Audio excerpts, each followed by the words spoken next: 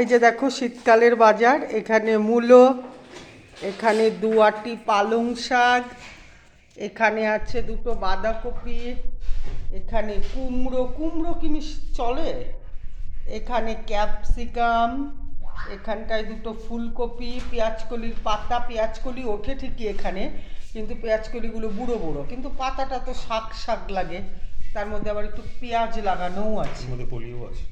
বেগুন না, কলি এখনো হয়নি পেঁয়াজের, এখনো পেঁয়াজের কলি হয়নি। ওখানে বেগুন আছে, এখানে ডিম, আর এখানে কি কি আছে, এখানে শসা, শসা আছে, করলা আছে, বিনস, শিম, গাজর, ও লাল গাজর, হলুদ গাজর নেই,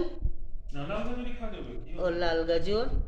আর এখানে আছে হচ্ছে তোমার কি এটা, টমেটো, আর এখানে ধনেপাতা। ধনেপাতাটা এই যে ধনেপাতা। তো এই হচ্ছে আজকের শীতকালের বাজার। অনেক কিছু এখন এগুলো ফ্রিজে ঢুকবে। আর শেরু অতিরিক্ত দুষ্টামি করছে বলে এই যে এখানে হচ্ছে শেরুর বসবাস। সাত সকালবেলায় আজকে গ্যাস পুড়িয়ে গেছে আমাদের, ডবল সিলিন্ডারই, একটা এইচপি অবশ্য।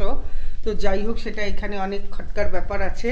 ওই যে দেখো ওখানে আমার এখন রান্না বান্না চলছে। ডাল হলো, ফুলকপি আলু ভাজা হলো, আর হচ্ছে এখানে হচ্ছে সয়াবিন আলু। আজকে বাজারটাও ছিল না, দেরি করে আসছে।